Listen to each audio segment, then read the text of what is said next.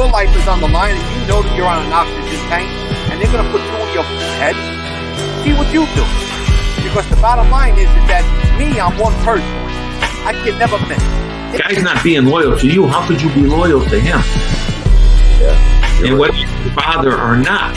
So, you know, but it's always been hard because it was my father. The word came down, this guy had to go.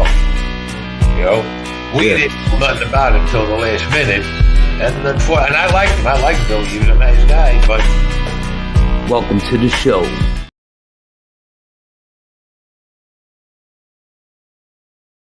Of Chattin with Staxx. I'm your host, Bill Staxx, and today I got Anthony Grasso and Chicky Chattin. What's going on? Everything's good over here. What's up, gentlemen? What's up, gentlemen? What's going on, man? So, Anthony and Chicky, man. Anthony, you got a crazy story. When did you guys get introduced to each other? How did you guys link up with each other in the early days? Me and Chick grew up together in the South End. We played youth sports together. We hung out almost every night. There was a place called The Corner. There was like 50 guys on one side, 100 on the other side. It was mostly all Italians. We had fun. We laughed. That's how we met. I met Chick, you know, through my whole life. Go ahead, Chick. Yeah. Can you hear me clear, guys? Yeah. All right, because you guys are coming in. It's a little bit staticky with me, but as long as you can hear them and everything's good, Staxx, and it is what it is. But, yeah, me and Grass, we grew up since we were kids together. Sports, a lot of sports. As growing up, we grew up in the South End of Springfield, hung around the South End of Springfield. Like I said, at any given time, we had 50 young guys on one corner. We were like the middle guys on another corner, and then we had the older guys on maybe a mile up the street on another corner. So at any given night, we could have, if anything had happened in our city, we could have 100 guys in a location within 45 minutes. You know, just all good guys, brothers of brothers and cousins of cousins, and just all different people. How old were you guys when you got associated with each other? Oh, we were kids, probably like, I don't know, young kids, 8, 9, Grass, 10, right around there. Probably 10 years old, because I went to Mount Carmel for middle school, kindergarten, 8th grade, you know, mostly all Italians. I think Chick went to, where'd you go, Chick?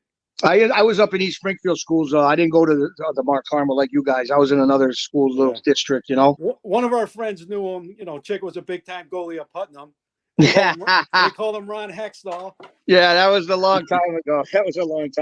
I don't even think I could put skates on. I'd go right to the ground, I think. But we like sports. We started me and two other guys actually started a team, a football team, that a very big football team now. They were called the South End Saints, and we were an Italian, mostly predominant Italian team. And like Grass's brother came on to play later on, which is an incredible athlete. Joey Grasso is an incredible athlete. And as soon as all the better athletes started coming on the team, of course, you know, I got railroaded off the team, but that was okay. But the team went on to win all these different like Super Bowls of our area. And to this day, they're still a great touch football league for older guys. And then we played for them as well. And we just grew up together. You know, like I said, we were together all the time. We used to go to the clubs. I mean, at one time, Western Mass, Hartford, Springfield was incredible with clubs. And we were there all the time. Grass, you want to tell them the story about Chicopee, that club in Chicopee where they had at the time, back in the day, early 90s, MTV was a big, huge thing. You know, it had come on the scene. It was huge. Yeah. And, so they were average. Yeah, it was big time. I mean, it was called, the host was Downtown Julie Brown. So right. I'm sure everybody knows her, but they used to have crews. They used to go all over the city. So one time they came to Chicopee, and we had like 30 guys there. And we used to go. Now we used to go every week. I don't mean to cut them off. We used to go every week. That was our spot on Thursday, Friday night. And these guys were showing up, and you know, you had the bar paid big money for Downtown Julie Brown, and they called the MTV dancers. And it was live. It was live, and there were MTV cameras were there, and all these goofy guys with like the tight jeans with the white boots, and you know they thought they were something. So when they came in the bar, they thought they were the shit because they're going to all these hillbilly bars all over the country, and they're getting treated like they're Justin Bieber and all these big shot stars. Which we used to laugh at. I mean, they were nothing us. You know what I mean? We were just laughing. And so make a long story short, I'll go into it and then I'll let Grass go. But make a long story short, we're all in there just having a drink, relaxing. and they like are taking over the whole joint. Like, all right, get out of the way. Our cameras, move. Come on, you need to go farther back. And we're going like, Jesus, buddy, we're here every week. You're here for one night. You're abusing us. Yeah, and so all it took for what was one look. The guy gave like a little push to one of our friends, and Chick gave me that look, and then I just I'm not known as a fighter back in the day, but I just clocked this guy. He went right down. A quick melee happened. They all got beat up. They got massacred. Hey, we ruined the whole production of MTV. They threw us out. We ruined the whole production of MTV. Julie Brown. We were never told to go back there. It was crazy. She had a great name, Downtown Julie Brown, but she was screaming, yelling, "Who are these guys? Get out! This is live. We get paid millions of dollars." I mean, she guys wrecked their whole there. Oh, forget it. But so the one of the main reasons we are here is Grass has got to tell a story, and I think it's huge. And I'm going to let him go into that. But it's a story that I'm telling you, it's 100% real. You couldn't make this story up. And I really believe, and I'm not going to get into specifics now, but I really believe someday it's going to be a definite biography, and it might even be a movie someday. And that's a fact. And I just can't get into things right now. But he's going to explain the story that happened to him, and you will not believe it. And like I said, when you hear all about it, it's like something that you'll know it could be a movie. And I'll let him go into that now. Go ahead, Grass. Yeah, like for all the people out there listening, my name's Anthony Grasso. I grew up in the South End. I grew up on Adams Street, and mostly, it was all wise guys hanging around. Like you said, 50 guys, but mostly it was all gambling, loan sharking. I mean, it was great guys to be around with, but mostly the only thing we really did was get in fights, grab women, and gamble. So at the time, I got a little crazy with gambling. There's only so many. I'm not afraid to say this. I borrowed a lot of money from my wife, and I couldn't go to her again. There's like 6 or 7 times I went to her. How old were you at the moment? At the time, I was probably 41 years old when this happened. I've been through so much, the ups and downs, winning, losing. I can tell you stories. People lying, but the main thing that happened this time is, I kept borrowing, gambling, and I owed $65,000. And I told my wife, I said, I didn't want to ask her again, so I put 2 and 2 together, and I just took a beat up old Cadillac, and I drove to. First, I was in I didn't know what to do, so I went to the Holiday Inn in Holyoke, and I was in there with a busted Cadillac, and I was getting message after messages. Tony, we're going to break your head. We're going to find you sooner or later. You did the wrong thing. And, when you hear those over and over again, you're relaxed because you're not going to get touched. But sooner or later, if someone sees you, I was paranoid. It was freezing out. I had no money, no gas, nothing to eat. So I was the lowest of the lowest. I could tell you what it's like. I was the lowest. And the numbers, the texts kept coming and coming. I remember I'm outside a Holiday Inn, sleeping in my car, it's freezing, no gas, no money, nothing. Then I finally got a call from one of the kids I grew up with. I won't mention no names. He just said, "Listen, Anthony, we don't care about the money. We just want you. We want to cripple you and put you in a hospital." That's when it put me like, wow, these guys really don't, they just want me. So the best thing I did, I took off. There was a friend I grew up with, his name was Charlie Dipple. He lived in New Jersey. And when I say tremendous athlete, great kid. So I didn't even call him or nothing. I just took off. I knew he lived in Jersey. So, I had no money, no nothing. And so I finally got a hold of him and asked him to come over. He said, "Yeah, sure, no problem." I didn't tell him what was wrong with me and stuff like that. So I end up going to New Jersey. I see him. He gives me a hug. We talk. I said, "I'm in a little trouble." He doesn't know I owe about $65,000. That's a lot of money. And back then, man, what year was this? I couldn't even tell you the year. But I could say probably like 10 years ago. But it was like a Hollywood dream. I mean, I couldn't believe I owed that much money. And so I started hanging around with him at first. He let me stay with he was staying with his grandmother. And he was into drugs heavy. I mean, he was hanging around with millionaires. I was on yachts, boats. I mean, he had it all, but he was a different person because, he was on drugs. And meanwhile, I'm still getting the texts. We're gonna get you. We're gonna get you good. You think you can hide forever? How So much time? How much time has gone by in between all these taxes and you 2 months. borrowing the money? 2 months. Two. 2 months is gone by. Then I finally had enough. I said, Charlie, can you do me a favor? Just let me borrow $1,000. And $1,000 is nothing when you owe that much money. So I took, I had free rooms. I went to Vegas before, so I had free rooms. I know I can stay out there free. I just didn't know how to get out there. So I lied. I called up the airlines, told them there was a death in the family, and they believed it. So they gave me like a $98 fare one way. So I knew if I didn't make money, I was staying out there. So it was only $98. I lied. So I drove my car from New Jersey, Point Pleasant Beach, to Philadelphia International Airport, and that's where I left my car. So I took off there, and I'm on the airplane. I'm thinking, I'm saying, I'm probably gonna live my life the rest out there in Vegas. So short story quick. So I get to Vegas, and I get my room, and this is a true story. I went up to my room. I cried like a baby for like 35 minutes. I told God, if you ever get me out of this, I'll never gamble again. I'll be a good person, and I'll never gamble again. And I cried like a baby. So I go downstairs, and I'm at the Mirage, and I know every little story about Vegas. I can tell when people are lying, bullshit, and everybody says, "Oh yeah, I went to Vegas, bet 20,000 on the Yankees." You can't do that. You only can bet the most 6,000, and then the number goes up and up and up. The most you can ever bet on a game is football. They'll take anything out there. So I'm out there, and I'm not sure if you remember this, when Kobe and Shaq played together. That's when they were young. They were tough. Shaq used to elbow people, punch people. Kobe, no fear, no nothing. They used to crush teams. So they were on a 15 in a row run. They won 15 games in a row.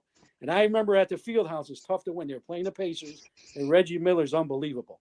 So I took a shot on the money line. So I put up 1,000. I can't remember exact, but I think it was like plus 380. So if you bet 1,000, you win like 3,800. So the game's going on. Shaq, they're crushing them, 12, 13. Then the fourth quarter comes around. Reggie Miller starts hitting threes. It's getting close. 2 minutes left. It's tied up. So I'm panicking my heart. I said, this is my last game. I'm stuck out forever. I'm going to probably be a dealer or security guard out here, which is awful.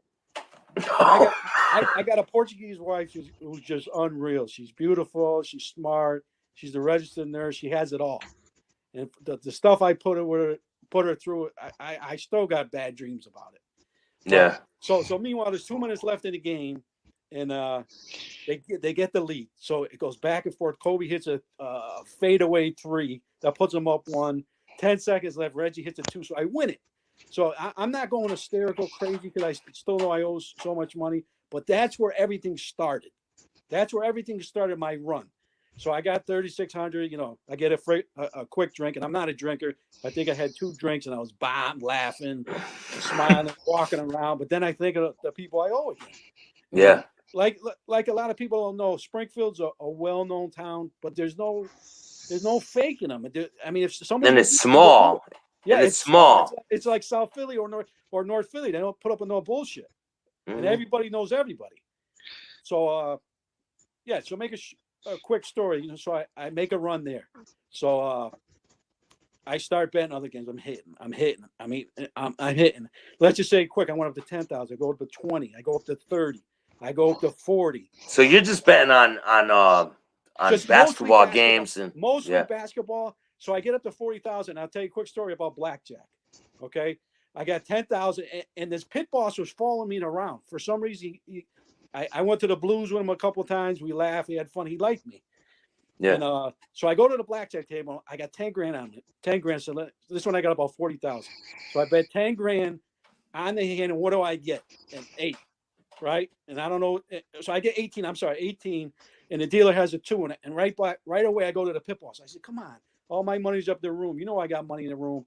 He waits for a second. He goes, "No problem, Mr. Grasso. Comp him the 10." So he gives me 10. I split the 8s. All right. Now I'm gonna try to take you back in time on this. Okay. The dealer looks at me. I get 18 and 18 coming out of the chute. The dealer has a 2 showing. He looks in my eyes, looks at the card, looks in my eyes, looks in the card. He flips. It's a 9 for 11. And I said, "Come on, God, don't do this to me." And I'm not kidding. It was like in slow motion. He looked at me again, turned the car over. He saw it first, went so slow, real slow for me to suffer, and it pulled over a 6 for 17. I said, yes. So I went What? crazy. So right off the bat, there's 30,000 I won right off the bat from the guy helping me. The pit boss gave me the 10,000. But I want you to understand how the dealer went so slow. You got to picture that in your mind. He flips over a 9 for 11. You think you're screwed. And You're like, I'm done.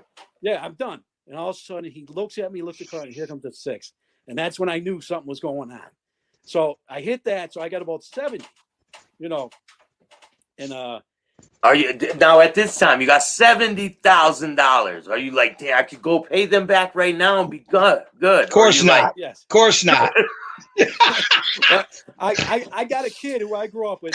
His name's Alphonse, right? I got a kid I grew up with, one of the nicest kids around. He grew up in the South End. Beautiful kid. Yeah, great family, everything. And he told me, he goes, Tony, how much do you want to win? He goes, come home. How much you want to win? Right. So, I play it off. All right, I'll talk to you later. So I get it up to 10,000. I get up to 11. Blackjack, for some reason, I go play one hand, 10,000. I get blackjack. I win 15,000. I'm getting up to the and this is within a month. All right. So I'm trying to settle down. I got about probably 20,000, and then it gets up to 30, and then it gets up to 40, and then it gets up to 50, and then it gets up to 60. And then I remember I got the money in the safe. I panicked. I had friends over there. I was meeting all kinds of people. I mean, I mentioned Springfield, and people laugh. They know that town like you wouldn't believe. Oh, you're from Springfield. You must be a tough guy. You must be doing things down there. Springfield's well known. Mm-hmm. And so, I get up to 110. I get it up on 20. Meanwhile, a month goes by, and I'm having the best time of my life. And they love you. They want to comp you rooms. They want to feed you, right? Yeah, the pit boss was following me around. He took me to the Blues. We were going to there was a Blues out there. We were laughing, having fun, but got it up to 120. So another month goes by, 2 months. I got it up to like 180, 190. And this is another great story right here.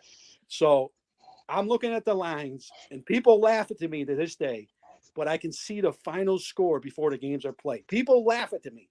I can see it like it's printed on my head. Take this, Anthony. Take this. Take this. And it's printed in my head. And I tell people back at home, I thought, oh, yeah, sure. I'm telling you, I can see the final scores. And so I get up to 220, 230. So I go to the Western Union, and I know you can only send $99.99. You can't send over 10,000.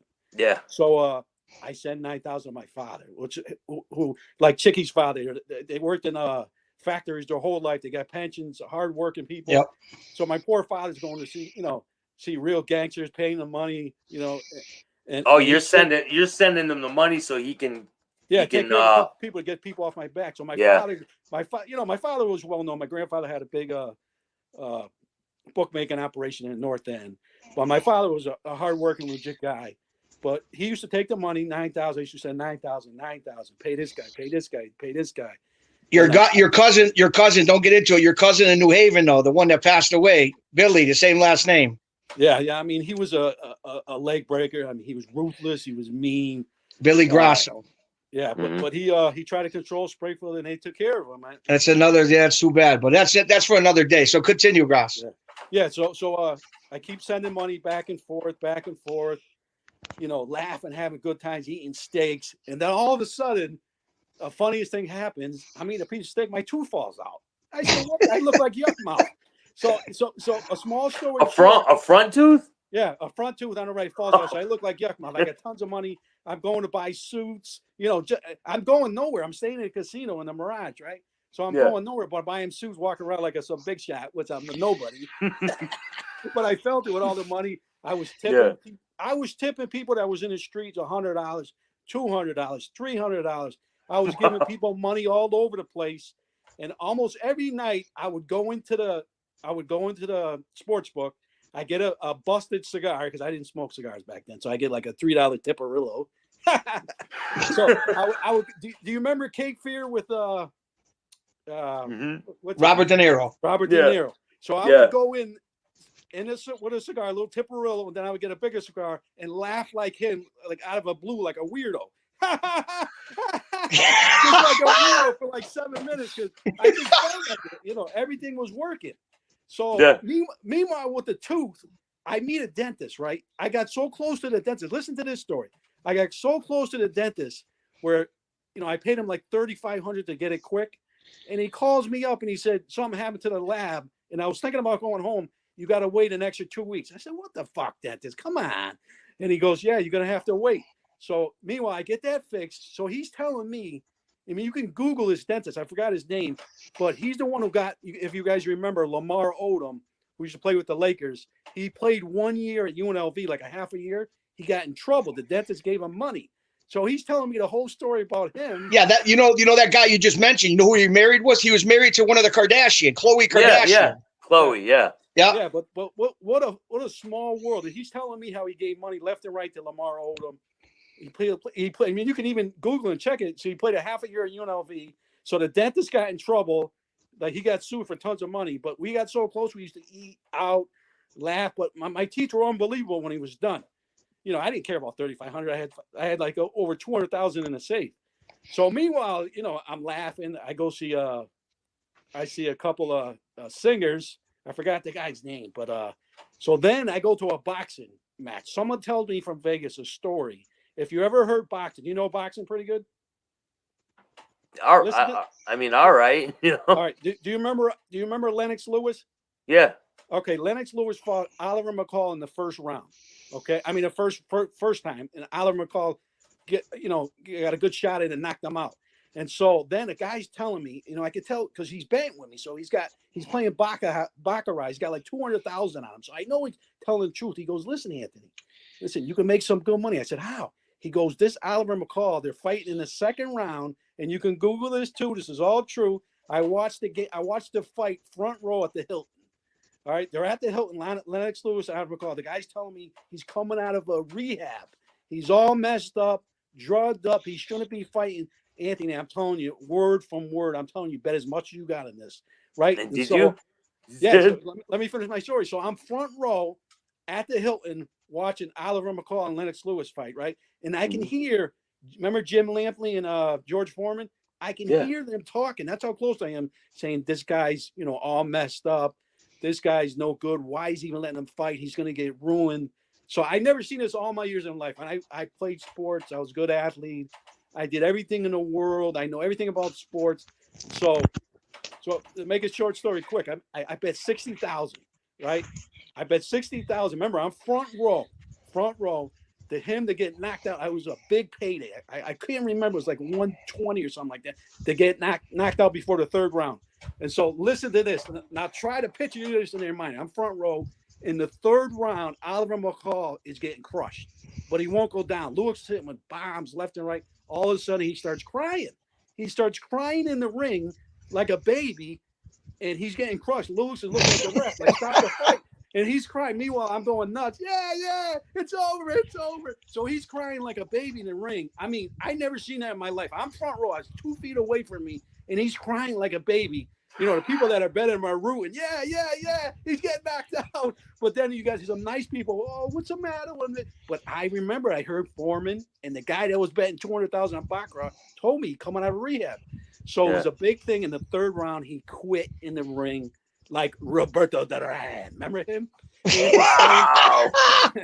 So he quit the ring. I never seen nothing like it. They're trying to get him out of the ring. He's crying like a baby.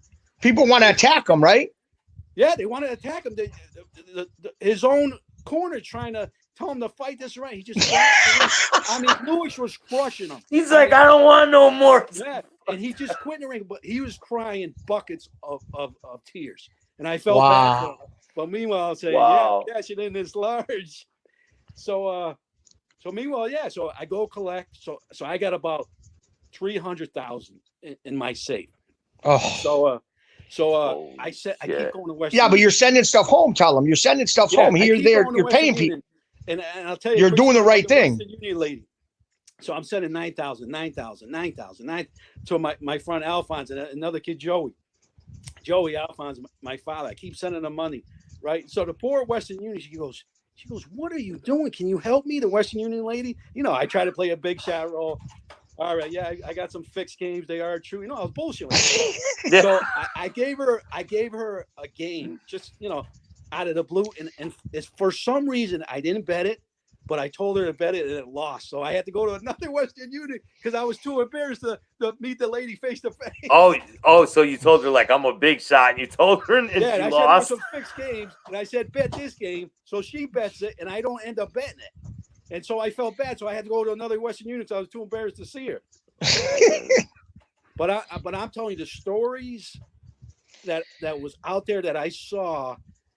I mean, first of all, when I was out there, it's a small world, right? So I think I'm all set in Vegas. This is the first time I go out there again. I mean, the first time I was out there, right? All of a sudden, I won't mention no names. I see like 4 people I know from Springfield, Mass. I'm like, what? So you know what I do? I go into a little store in the Mirage. I get some busted ass gazelles. I wear them for glasses. I got a disguise. I walk right by the guys that know me. I got gazelles. I got a Kango hat on. I got busted jumpsuits. But like you couldn't recognize me, but I couldn't believe I was there with people from Springfield, Mass. But to make a long story, I mean, you almost have to see the stories with the blackjack, not just with the 8s. I mean, there's times where the pit boss would follow me around, and sometimes there's sometimes where you put the 2 cards down. You know how you put them down and the dealer's cards are up. You can do that at the casinos. So there was times where the dealer would have like 20, and I look, and I had 21, so I didn't show it. And the pit boss sees a 20, he sees 10 grand out there. He's all 20, and I flew up 21. I said, matter. That's when I knew life was great. But just the food I ate, the people I made. I'm trying to figure the singer I met out there because he pulled me up on stage. He was I think he was bisexual, and I'm not, I don't care about gays, and I'm like gay or gay, but I'm just saying he was bisexual. He was a singer, older guy. I'm trying to remember, but he brought me up on stage. Liberace? No, not Liberace. Ricky Martin? No, not Ricky Martin. No, he was definitely. I don't even know if them guys are bisexual. I don't want to get sued. Yeah, but we don't care. I mean, I know. If you're bisexual. But I'm telling you that when I say George Michael, no, it wasn't him. It was the guy who sings "Chances Are." Chances are. Who sings that? Chances are. Yeah, chances are. It's Chances are, I don't know. We don't know that one, buddy. If someone Google it, chances are singer, and it'll come up right off the bat. Yeah. But I want people to know this about gambling. First of all, if you gamble, you got no shot in life. You're going to lose friends. You're going to lose. What do you mean, man? The story you just told. You Yeah, were but at the bottom something- of the bottom. That's a 1 in a billion. Yeah, but you got to understand. Ask him what he's got today. I'm doing okay, but Nah, you are. God bless. The thing that got me the most is when I had over 300,000 in the safe. Right, I got parties in there left and right. I got people going through the things. Meanwhile, it's in a safe.